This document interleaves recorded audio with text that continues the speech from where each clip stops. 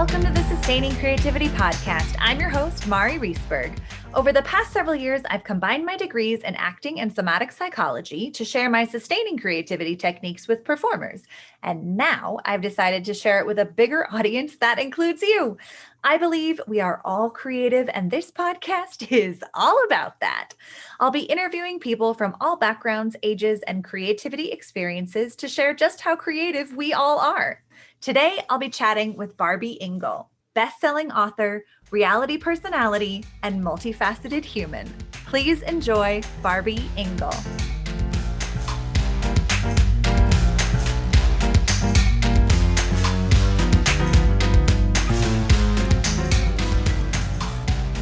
Welcome to the Sustaining Creativity Podcast. Today, I am here with Barby Ingle, a multifaceted human. Super excited to chat with her about all of the things and all of the life she has lived and experienced. But first of all, welcome to the podcast. Thank you, Mari. I'm so excited to be here. And yeah, when you say, how do you want to introduce yourself? It's kind of a difficult question because I wear so many hats and do so many different things. Yeah. And I found that I had to do that out of necessity. So I've done reality television, which is an experience. I used to be a head coach at Washington State University for cheerleading and dance. So I was very creative in those ways. Mm-hmm. I've published 9 books. I run a nonprofit charity. I'm an editor for a magazine. So it's very difficult to pick one thing. So I like human the best because I am a human. Instead of a human being, I'm a human doer. Ah, I see. And like not busy at all. No. I love it. I have to be very organized because of how busy I am. Yeah, I believe that. I thought I had to be organized, but hearing your list of things, whew, you blow me out of the water with your list. I didn't even mention my full-time job is being a chronic pain patient. So that's every day, all the time, 24/7. On top of all of the fun things I get to do. Yeah. Oh my goodness. Well, before we jump into questions, let's hear just a little bit more about kind of what you do. What are your books? What is your charity? Let's hear a little bit more about who you are and what you do. Sure. So I'm the president of the International Pain Foundation, and we work with chronic pain patients. And there's 1.5 billion patients around the world that have a chronic pain disease. Wow. Or a disease that involves pain. Mm-hmm. And so I have a very broad network of people I'm connected to because pain affects everybody from age, race, religion. Mm-hmm. It doesn't discriminate. If you're human, you can suffer with chronic pain. So, yeah. And if it's not you, it's someone you know. So I do that, but then I also ended up publishing books, which I never saw coming. That was, again, the creative in me because I wasn't physically able to cheer and dance and do all of the physical things I was doing. I needed some kind of creative outlet. And I felt like a pull or a drive in my inner soul to write a book about my experiences. So that first book was called Remission Possible. That first one was called RSD and Me. And then I did a follow-up book, Remission Possible, after I went into remission. I spent almost 7 years in a wheelchair. Oh, wow. Or bedbound, and during that time. And I also wrote a book called Wisdom of Ingle with my dad on the life lessons of 5 generations of people in our family. So when my father passed away, we actually used that as a healing and therapeutic tool to bring the family together and read the stories out loud to each other from that book. Wow. Yeah. So, and then I have a couple on navigating the minefield of the health system and motivational book called I'm Possible instead of impossible. Put a little accent mark in there. And now it's I'm Possible. And then I wrote a children's book, and I have one with my husband called Real Love about keeping your relationship strong when you live with chronic pain. So really, I took that physical energy and turned it into something in written form. Yeah. Still be creative, be therapeutic for me to write, but be entertaining for other people to read. Yeah. Oh my goodness. Prolific. I love it. It sounds incredible. And there's just the journey and how much creativity goes into being a chronic pain patient, I can only imagine how you have to, shows your whole life changes. It really does. Yeah. Yeah. So. Wow. Well, I can't wait to hear more, but let's dive into some questions. Okay. So what does it mean to you to be creative? Whew. To be creative is to generate something new, to recognize ideas of my own. And when I work in teams, to recognize everybody on the team. And even if it's my own idea, I like to bounce it off other people, and you get that wow reaction. And I just keep on going with ideas. It's like, don't just come up with one idea for the thing you want to accomplish. Come up with a whole bunch of them, and then see what resonates, see what other people, when they hear it, how they react. And if you see that visceral reaction, you go, oh, that's the seed. That's the one that I want to grow into a tree, and plant the seed, and you grow it into the possibilities. Yeah, nice. I love that. I love really utilizing the community to, get that feedback in the moment, live feedback of creative ideas and helping them grow and change. And solve problems. Yeah. So many of us in the chronic pain community face the same problems. So, a lot of times it comes out of necessity. Well, I'm having this trouble in my life. If this was invented or created, it would help me, but then I can share it, and then we'll help other people. Right. Yeah, absolutely. I think that's such a great thing that creativity offers to us. When one person has an idea of how to solve a problem, it not only helps them, but it helps so many other people too. So. Absolutely. We're supposed to share our creativity as human beings. Yes, I agree. Absolutely. But I imagine there's plenty of challenges in chronic pain, also being an author. I can only imagine what it was like as a reality TV personality person. Yeah. Creative challenges. They make it a little easy for you, because I one of the shows I filmed for a week, they came and took over my house, and they brought a whole creative team with them. Oh. And so I got chosen because I was creative and entertaining. But then they have this person that sits there with a book. And for me, it was a man, and he didn't smile too much. And he just sat there writing everything I said, he wrote down. And then they would say, okay, cut. And they would say, all right, we're going to do this again. And by the 5th or 6th take, you're saying it in a whole new way.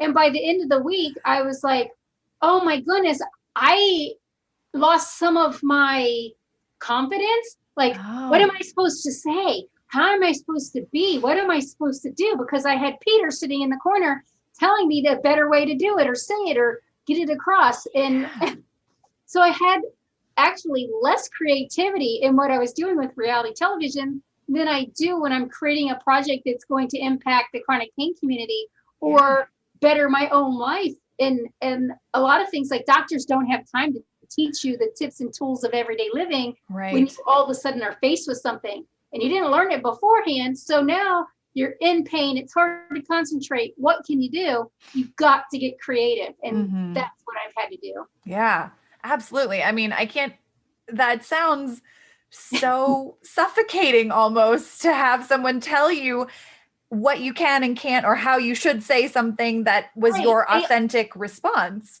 They always let me do it my way first, which was good.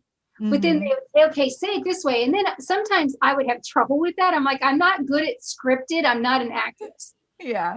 I'm good at talking about my experience and what I'm going through. Good with adjectives, not good with someone else feeding me a word that's not authentic to me. Yeah. And then having to repeat it back in an authentic situation. Oh my goodness. Yeah. It was a challenge. It does. And so how did you face that challenge? Well, I had to end up taping one scene multiple times, because I would have to learn to have that be a part of me. And sometimes they would just get frustrated and go, okay, go back to the way you originally said it, because that came through on the camera a little bit better than how Peter wants you to say it. But it took my confidence down, and it did take some time to bounce back and say, no, what I have to say is important. What I have to say, everybody's not going to connect with, and that's okay. Yeah. I can still be creative and know that I'm okay if one person is helped or a few people are reached. I don't have to reach every single person. And that's what got me through, was it doesn't have to connect with everybody. It has to connect with the people it's supposed to connect with. And understanding that and realizing that through that process was very helpful. Yeah, really understanding your why you were doing it sounds like really helped you. Absolutely. Get through the process and Yeah. recognize that, you know, it's fun. It's reality TV. It's not supposed to be real. It's supposed to be reality. So when people go, is that reality? I'm like, no, that's actually real. Reality's not real. Fair. I get it. And to have that behind the scenes view and experience, I mean, definitely even hearing about it changes, you know, what I think of how people are doing it. Changes. Yeah. Like you think like the Kardashians is a big reality show, and you think like, oh, that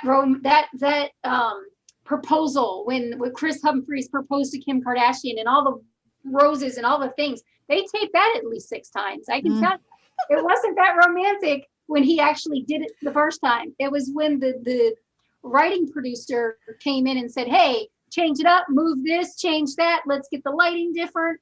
And all of a sudden what you see on TV isn't the actual reality of how romantic it was hearing it for the first time for Kim. The choreography that goes into can take away some of the creativity and some of the authenticity. Absolutely. But then you get like, there's fun things. Like I wear the same nail polish all the time and it saves me time. And like shooting that part of it was fun because I got to like show that process, and it's really a seed of truth that they coordinate and produce and make into something entertaining. But I got to show my process of why I wear the same nail polish color. 1 is to raise awareness. 2 is to save energy pennies, because in my real life, having to change the color and take color off and put it on is a lot of energy for me. And living with chronic pain, it's not so good for that. So I had to invent things like wear the same nail polish color or use a flexible bendy straw when I'm drinking my drinks so that I can do it without tipping my head back. Yeah. Things like that came out of necessity helped me be more creative. Yeah, absolutely.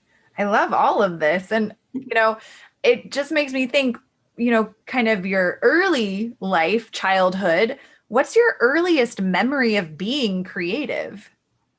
I really was thinking about this question before we came on live.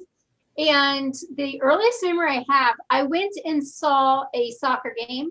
It was a professional soccer game in Washington, D.C. with the Diplomats. Oh. And they had some cheerleaders there. And I was 4 years old, and I saw these cheerleaders down on the field. And I knew as soon as I saw them, I want to do that. And you don't necessarily think of the creativity in cheerleading, but when I actually got into cheerleading, we learned when you went through tryouts, I did competitive and sideline cheerleading. And when you go into a tryout, you cannot use sounds, you only can use words. So for instance, people think cheerleading is like, yay, woo! And it's not. It's go team, go blue, we're number 1. And so you have to be able to come up with words that you can scream out randomly. And if you're doing it right, it will feel awkward. That's when you know you're doing it right. And being creative and yelling, so you're not just going, go blue, go blue, go blue. So that you can actually make a team and actually motivate somebody when you are on the team to be in the crowd to also make noise back. And so it's a psychological thing that you're doing with the crowd, and you're getting a reaction from them that, visceral reaction, but you're using words to get them to react in sound. To make enough noise so that you can have good defense and the other team drops the ball, you know, type of situation. So that's kind of my first time at being creative, was seeing other people be creative, recognizing it and saying, I want to do that. The rest of my life, I want to do that. Yeah. And that was kind of my first kickoff in being creative. I love it. Do you remember being 4 and seeing that and Oh, like yeah. pretending to do moves that you saw? Yep. Yeah. Yep. The first cheer I learned was dips are dynamite. Don't mess with dynamite. And I love it. that was the first cheer I learned. And then I would just start, people would say something and I would trigger words in my head that I could turn into a chant that someone else could cheer back with me. And I'm 48 now. I still do that. When somebody says certain phrases or a song or something, or I want to cheer them on, I will just randomly come up with something. You know, they're like, oh, this banana's good. And I'm like, peel your banana and take a bite. Like, like, let's celebrate life. Let's do this. So I just come up with little cheers like that. And, you know, for me, it's fun and a way to express myself as well as help me celebrate living and waking up each day in life. You know, we forget to do that a lot. And being in a wheelchair and losing that physical ability was a time in my life where I got less creative and I had to find ways to have an outlet. And I turned back to cheerleading, although for a time I was like, I'll never be a cheerleader again. I had doctors telling me I'll never be a cheerleader again. Give it up, it's done. And I'm like, I'm going to be a cheerleader the rest of my life. Instead of being a physical cheerleader, I will be a mental cheerleader. And I found a way to continue cheerleading. Yeah, I love that. I mean, what a great way to get creative with something you love and that will have to look a little bit different, but you're still able to have the passion and experience doing something you love to do. Exactly. That's amazing. I love it. I think so many people can get depressed when they're told they can't do it. And that really limits our creativity, our cognitive ability to say, okay, it might not look the same, but how can I still keep that spark alive that I'm really passionate about and want to do that, and finding ways and getting creative or using creativity to help us find those ways to keep that going. Sounds like, was this something that you figured out on your own, or did you have your own cheerleading squad? You know what? It took me 3 years to get a proper diagnosis because I live with a rare disease, reflex sympathetic dystrophy. And so I got sick in 2002. My whole life fell apart. I lost my job. I lost my company. I lost my first marriage. I pretty much lost everything financially. Everything around me fell apart. And in 2005, May of 2005, I got diagnosed properly. And I had a long journey in those 3 years. Yeah. And that same time, one of the people that I looked up to also came out and has the exact same condition as I do. Oh my gosh. And that is Paula Abdul.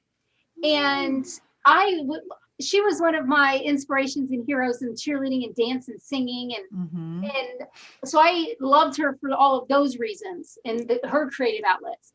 And when she came out in 2005 in People magazine and said she had the same condition that I just got diagnosed with, that was an inspiration to me, and was like, wow, she's found a way, even though at that time she still wasn't in remission, she found a way to be able to go through as a judge and on American Idol and still be creative and still help other people be creative. And that was so inspiring for me. I had stopped in choreography and creation, in cheerleading and gymnastics. I would dream of routines, and I would wake up and have a full routine, new, created, and ready to go in and teach to the students and to my student athletes.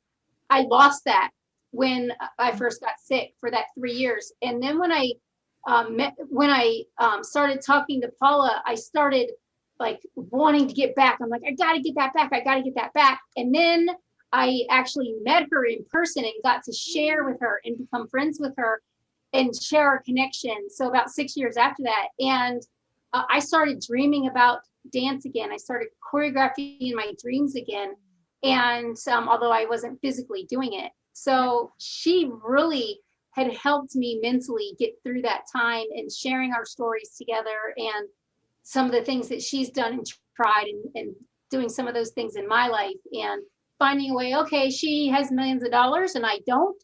How can I take what she's doing and incorporate it into my life so that I can have a better life and a better experience, and more moments in life that are meaningful. Yeah.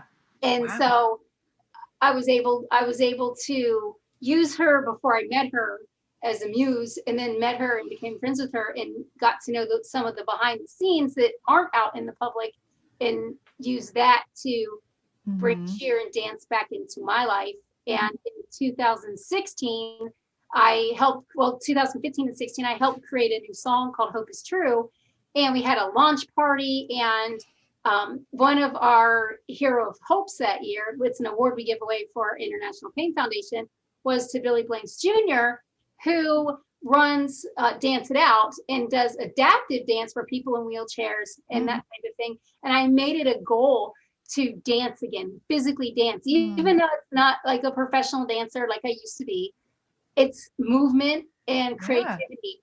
Yeah. And so Paula got me dreaming about dance, and Billy got me dancing again. And now we just, at my house, it's like a bad day, we'll have a spontaneous dance party. And even if I can only move my shoulders or bounce my head to the music, I'm still dancing in my heart, and I'm still doing what I can do to incorporate dance and have that positive energy, feeling, and chemical run through me. I love it. And I mean, that's such an amazing journey, and how creativity shows up in so many different aspects of it, and being able to utilize dance and movement and have new versions of what dance and movement are, and how they can still be just as meaningful and powerful, whether you're competing or performing at a professional level or not. And I think that is that ability to shift perspective and change how we see things is really important, because we all go through that. It may not be in an extreme way, but we all experience needing to look at things differently. Right. We all face challenges, and when we can bring them to the forefront and find a solution, that's creativity. It doesn't necessarily mean go and perform.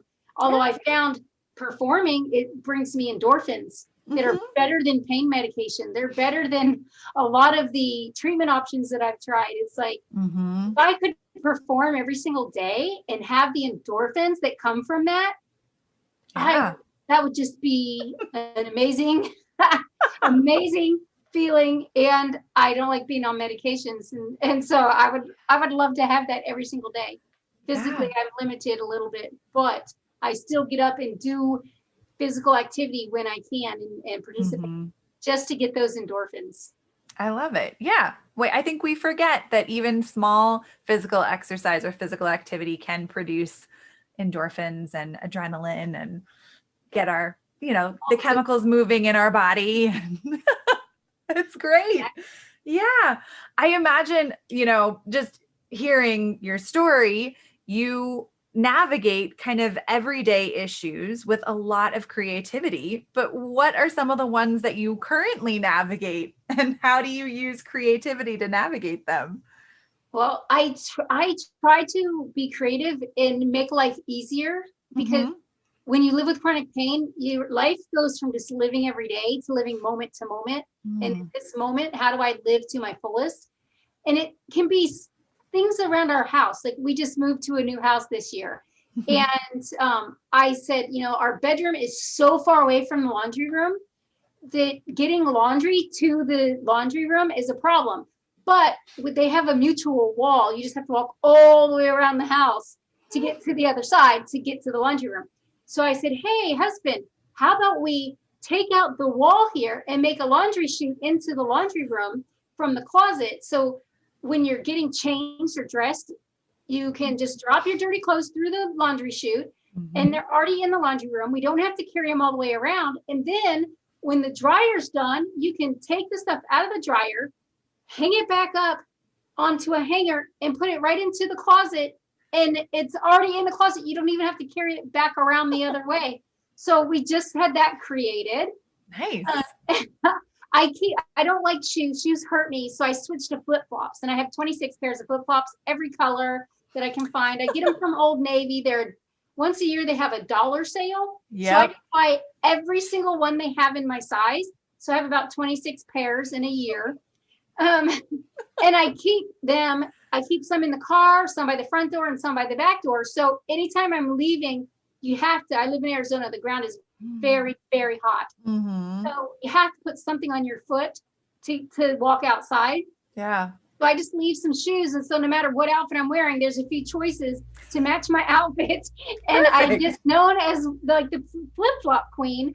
And I've actually had people like randomly give me flip-flops. Like, I'm also a cheerleader of hope. So they give me, like, I had one patient give me 2 pairs of flip-flops, different colors with pom-poms on top, for any occasion that I want to like go out and celebrate being a cheerleader. But fun things like that's, you know, they're $1 flip-flops, but hey, I have every color. I can celebrate any that I need to celebrate, and they match all my outfits. I love it. And it's a great everyday issue that you got to get really creative in solving. Exactly. And it's creative in all the colors and choices and that type of thing. So you never have to worry about like, do I have shoes to match this outfit? I have shoes. You do, right. And they are pretty cheap. Yeah. They can go a long way. That's great. But even things like keeping my battery charged on my scooter. I actually, my husband took me to the airport, and I had asked him to plug my battery in the night before. He forgot, got to the airport, and had no way to get around at the airport. And so now, like, even that became a creative thing. How do we remember to charge the scooter so that when I need it, it's ready to go? Yeah. You know, things like that. Oh goodness. Organizing my medical records. I got creative in that. For a few years, I worked for an attorney, and I redesigned his whole system of keeping lawsuits organized. Mm-hmm. And my job for him was ordering the medical records. And I created a system for him that I still use today. And I organize my records by provider, date, and then I highlight the important parts. And I've been able to, when the insurance company says, nope, you can't take this medication and you need to take this other one because it's cheaper for them. And I say, no, my doctor ordered that. I can go back and pull out my medical records and do an appeal. I don't have to wait for my doctor to do it. I can do my own appeal. Yeah. And my medical records, if you stood them from bottom to top, they're 4 feet tall. Whew. Just page after page after page, 4 feet tall, in 3-inch binders, alphabetical, by provider and date. And that, again, it's like creative. It helps me with my everyday living. Mm-hmm. And I can do it as I go to doctor appointments and just fill it into the notebooks as I go. And it's really helped me live a better life every day. It's not something that you think about being creative about. It was out of necessity. Yeah. Being a thick case file is what the doctors call it. Mm-hmm. But I'm more organized than my providers, and I can say, no, I had this issue already, and this is what we did last time. Is there anything new? Right. What can I do to get the best care I need? And so, organized it in many different ways. Absolutely. I mean, it really sounds like the creativity in organizing medical records has not only helped you stay organized and know what's going on, but also really be that advocate for yourself. And I imagine sharing that with other people so they too can advocate for themselves when they need to. Another thing I created for health was, it's called a 1-pager. Well, that's what I call it. Mm-hmm. So in media, you have a 1-pager, but this is a 1-pager for your providers. So when I'm going to a doctor's visit, I put all my medications at the top. Then I list all my surgeries because they ask you every time. And instead of having to write it, I say see attached because I've had over 50 surgeries. So oh my goodness. I say see attached, and it's in like 0.8 type font. But and then I list all the questions I thought of throughout the month in between appointments. Mm-hmm. That you always forget. It's some kind of vortex that happens when you go to the doctor's office. Yep. So you forget what you needed to ask the most. So I have all that typed into my one pager, and my doctors have said, I love this, especially my primary care doctor. He says, when I'm in an emergency situation, instead of going through his notes, he'll pull out my latest one pager and update the hospital while I'm on my way there. So it's been helpful for him, and it's been helpful for him when he's going to treat another patient. My one pager has given him resources and tips and things that are coming down the pipeline to help another patient that has a similar challenge or issue in their life. And so it's been helpful, again, not only for me in getting the care I need, but it's been used to help other people as well. Yeah. I mean, so many ways to be creative and to share that creativity with other people. But how would you encourage others to find creativity in their lives? Great question. And I would say, take it on. If you find a challenge in your life, don't be afraid of it. You might have fear, but don't let the fear stop you. Keep going and find a way that you can make it through, whether you have to break it down into little pieces or do some genetic testing or pharmacogenomics to figure out what's better for you. Do research, do what it takes to get the care that you need to live the best life you can live. And don't be afraid to ask for help. So being creative is about yourself, but it's also about that aha, wow moment when you share that idea and you ask for help and how can I make this better? Does this resonate with you? Is this fulfilling a purpose in my life? Ask yourself the questions and don't be afraid to explore and research and find the tools that you need in life. I love it. What a great reminder. Ask for help. We don't hear that enough. I don't think we hear that enough. What's the worst that somebody can say? No. Yeah. And then what do? You move on, you find another way, you realize that that's not an open door. So let's go under it, through it, around it, or over it to find a way to the end goal. And it's going to be different. There's a million ways to accomplish any one thing. Find another way. There's always going to be another way. Yeah, absolutely. I agree. Well, this has been such a treat to chat with you. And I have one more question.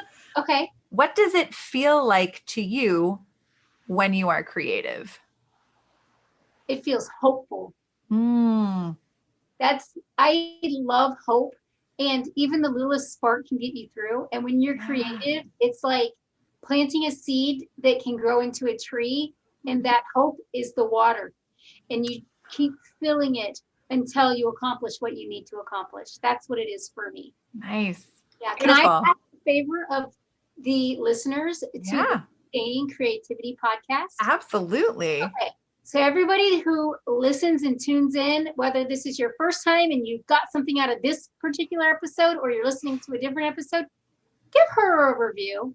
Mari needs reviews. She needs likes and shares, and she needs you to share her creativity in hosting this podcast to let other people be able to find it. And that can be done through reviews. It's something that takes you a couple of seconds. You can be creative with your review. Just go leave a review. Well, thank you so much. It's a great plug and a good reminder to let everyone know they can like and review, ask questions, leave comments. I love them all. And thank you, Barby, so much for chatting with me about creativity and sharing your story. And if people want to learn more about the multitude of things that you do and how to get in touch with you, how would they go about doing that? For me personally, you can go to barbyingle.com, and Barbie's with a Y. Like Mickey Mouse, Mickey with a Y. And you can go for International Pain Foundation. If you have chronic pain or you need a resource for somebody else, you can go to internationalpain.org and see all of our projects. And we work with 150 diseases that involve pain. So you can get all that information right there on that website. And of course, we're on all the socials. Perfect. Well, I will add all of that to the show notes as well. And again, thank you so much for chatting. This has been so lovely. Hey, thank you.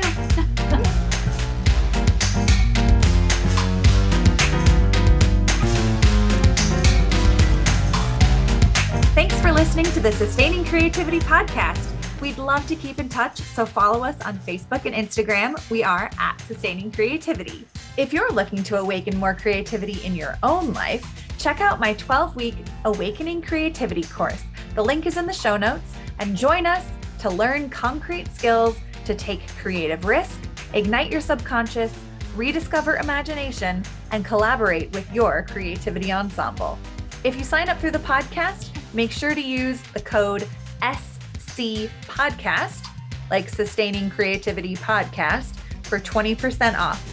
Tune in Tuesdays for our next episode, and remember, with creativity, anything's possible.